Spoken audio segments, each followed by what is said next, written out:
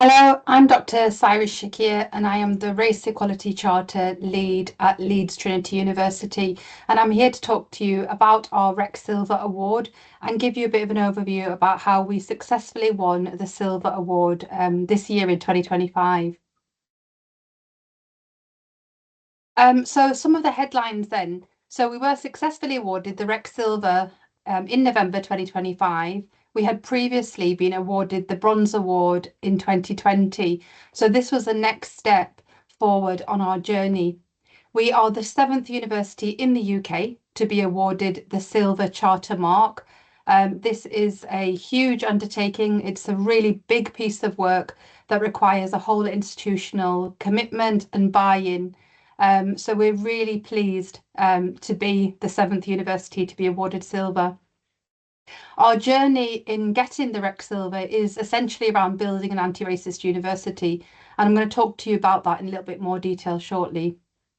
Leeds Trinity University is a flagship institution around curriculum transformation, around developing and embedding anti-racist practice, around decolonised pedagogy in terms of how we teach our students, and around building this whole concept of belonging for both students and staff and thriving in a community at Leeds Trinity University, regardless of your background.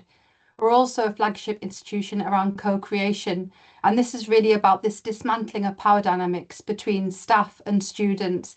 And so students really work in partnership with us around our curriculum, around our assessment, around our strategies and policies at the university. So we really have this community of practice at Leeds Trinity. We do have one of the lowest awarding gaps in the country for our on-campus students at only 2.3%. Really, really proud of this achievement. The awarding gap is a wicked issue that unfortunately affects students of Black, Asian, minority ethnic backgrounds. And what it means is that students from BAME backgrounds, in comparison to white students, don't graduate from university with what we call that good degree. That's the first and the two ones, and it's known as the awarding gap. It is a very wicked issue and it's been persistent for at least 25 years across the HE higher education sector, and nationally it sits at around 11%. So for us at 2.3%, this is a really great achievement, and this number has come down considerably in the last 5 years, and we will work to eliminate this gap completely over the next 5 years as well going forward. We have a whole range of internationally published case studies from our university around decolonising, around anti-racism.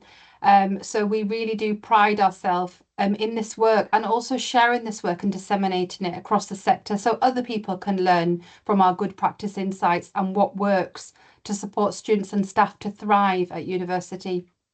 We also offer a wide range, and we have a huge portfolio of anti-racist scholarship, of CPD, that's staff training, student training, workshops that we deliver externally to organisations, not just those within education, around anti-racism, around decolonising, around equity, belonging, curriculum, you name it.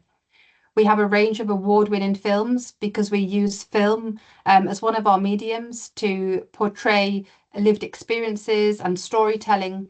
And we also provide external consultation to organisations and higher education providers and other education organisations around anti-racism, co-creation, and a whole range really of race equity work and scholarship. I am also the chair, alongside another colleague, Dr. Sean Walton, of the Leeds Learning Alliance Equity Network. And the Equity Network is made up of 100 member organisations who are members of the Leeds Learning Alliance. And our focus is anti-racism. And as a collective group across the Leeds area, we are building an anti-racist manifesto. So lots of really exciting work there that's happening both at Leeds Trinity University and also externally. So I'm going to talk to you about anti-racism and basically this thing around building an anti-racist university at Leeds Trinity University. And I'm going to show you that through an anti-racist acrostic that I've had published. So you can see the term anti-racist that's going down on the left. And against each of these terms are some really important concepts that we need to understand if we want to become anti-racist. So these things have been built into the Race Equality Charter application. and have been built into our practice at Leeds Trinity University in striving to become anti-racist. So I'm going to talk you through each of these terms in brief, so hopefully you can get a bit of a sense of what we've been doing here at Leeds Trinity University. So initially, we have to accept that racism exists.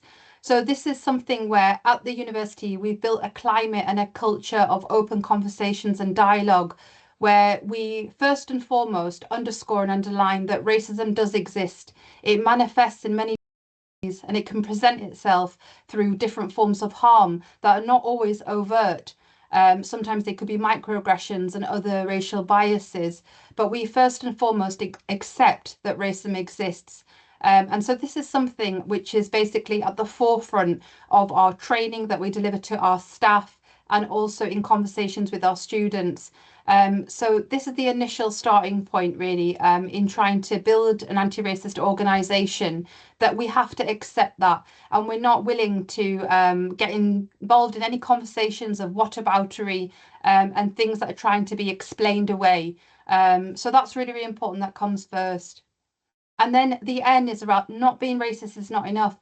And what we mean here really is that, many people don't want to admit that they're racist. I mean, we are seeing, different messages that are coming across society and through media. But generally speaking, people wouldn't want to admit that they were racist. But people would, want to say that they're not racist. But look, that's not enough. Just to say that you're not racist is not enough. What we need is for people to become anti-racist. And what we mean by being anti-racist is that you're making a commitment to change. You're making a commitment to take actions. And that's the bit about being anti-racist, that you identify that there are problems, that there is racism, that there's discrimination and there's harm, but you're making a commitment through an anti-racist action plan. So that's really been a key part of our Rex Silver journey. And we have a very detailed and robust anti-racist action plan that we will undertake over the next 5 years with clear, measurable deliverables and outcomes where we can see that what we're doing is actually working. And where it's not working, we will do something differently and review. The T is around time to listen and learn from people's experiences. Now, this is really important, that we listen to those who are affected. So people who are minoritized, people from marginalized backgrounds, we've got to take the time to respect and hear from them. So whether that's students, whether it's staff, whether it's people in our community, but we can learn so much from their wisdom. And so it speaks to that co-creation element that we really strive ourselves at Leeds Trinity University in terms of embedding in our practice, that we work in partnership with our community, with our learners, with our staff, and that we listen and that we learn from their experiences. And we don't just do the listening bit, but we translate that into actions, real actions that can create some changes and some progress. So that's really, really important that organisations, that folks take time to listen and really learn and do something about the experiences that they hear from people. The I is around information, understanding terms, data, and research. So it's really, really important that we understand what the facts are, that we look at our data. What is our data telling us? What do we mean by different terminologies around this whole issue of race and racism? What do we mean by white privilege, for example? What does institutional racism mean? So a part of our journey over the last probably 7 years has been around developing, designing and delivering really impactful training that helps people to understand the terms, to look really, really closely at their data. We have really good systems at the university that presents real life data in real time, so people can see those gaps and those trends and those concerning areas to then formulate some actions to address those gaps. And the research that we are obviously preparing and that we are disseminating, but the research that we can learn from other sectors, from other organisations, and from other people that are working in this field. So racism harms everyone, know the reality.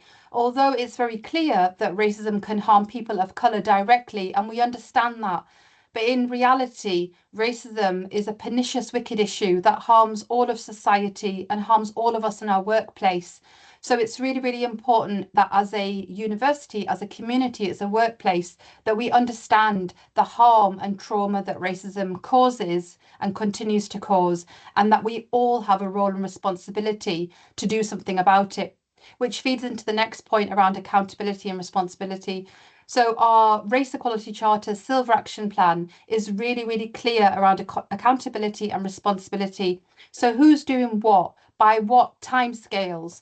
What are your measurable outcomes? What will success look like? It's really, really important that we have accountability right from the top of our organisation and our leadership all the way through to people working at a grassroots level. And of course, our students, our learners that we care so much about. And responsibility, it doesn't matter what role that we occupy, it doesn't matter what position we've got in the organisation, we've all got a responsibility and a duty to do something different, to work in an anti-racist way, to accept racism, and do something to, support the whole ecosystem of the institution of our workplace. So we really talk about individual responsibility and this collective form of accountability throughout our Race Equality Charter Action Plan, and within our whole ethos at the university. And see around care, compassion, empathy. Racism is traumatic, it's harmful.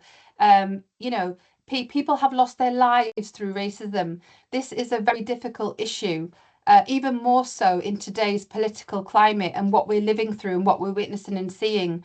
So taking the time out for that care, for that compassion, and to truly be empathetic to other people who are experiencing harm and discrimination. It's not just a case of sympathising and feeling sorry for that person, but empathising, trying to walk in their shoes and really feel what it's like for them on a daily basis.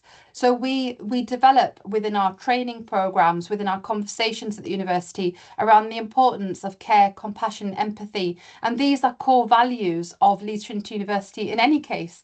So it goes without saying that care and compassion, empathy are all part of our Race Equality Charter Action Plan and of our whole ethos at Leeds Trinity University. And then I can make a change. So as I said earlier on, we all have a role and responsibility in doing something to make changes, to support on this anti-racist action plan. So it's about all of us as individuals pitching in and developing this community of practice to build the university into becoming anti-racist. And then S is support, report and challenge. So where we see instances of discrimination, where we see these gaps, where we see challenges and problems, that we support our colleagues, our students, our learners, those outside of our university, that we report it in the appropriate and professional way, and that we challenge. It might be just a simple conversation or something, a sentence that you say to somebody, I didn't like how you said that. I think, how you came across can be quite offensive. There's another way potentially of saying this. So how we can respectfully, safely and appropriately challenge where we see these things. And then T is the time to take action and make changes. The time is now. Yes, we have the Rex Silver. Yes, we've got an anti-racist action plan for the next 5 years, but we've been taking action and making changes for many, many years prior to our Bronze Award in 2020, and then throughout that time until now, and we will continue to do that. Racism is a wicked, wicked problem, and it will not be solved overnight. It takes commitment, it takes motivation, it takes leadership from the top all the way through to the bottom. And everyone needs to, take on this role and responsibility. But we have to make a commitment to make those changes. So the time for action is now, and it will be continued. It's a long journey ahead. But as a collective, as a unified, as a unity, a group, a community of practice, we can make those changes and work towards building this anti-racist university. I hope some of that has made sense, and I would be happy to talk to people here at the university anytime. Do get in touch with me. My name is Dr. Syra Shakir, and I'd be happy to have a conversation with colleagues in the future. I really hope that's helped to make sense of some of the things that we're doing around building anti-racist university, and we are really proud to be awarded the Rex Silver, but this is not an award that says that we're an anti-racist university. This is an award by Advanced HE that has put us through a very rigorous and robust process of self-assessment, self-reflection, institutional-wide changes, and really data-driven approaches. So this has been a really long journey, and we have a long journey ahead of us. But what we have committed to at Leeds Trinity University is accepting that there are gaps, accepting that there are problems and difficulties, but making a clear commitment through an anti-racist action plan to make those changes and to eradicate those gaps as much as we possibly can, so that everybody at our institution, regardless of their background, can be successful, can thrive, and can have that sense of belonging. So thank you very much for listening, and hope to speak to you soon. Thank you.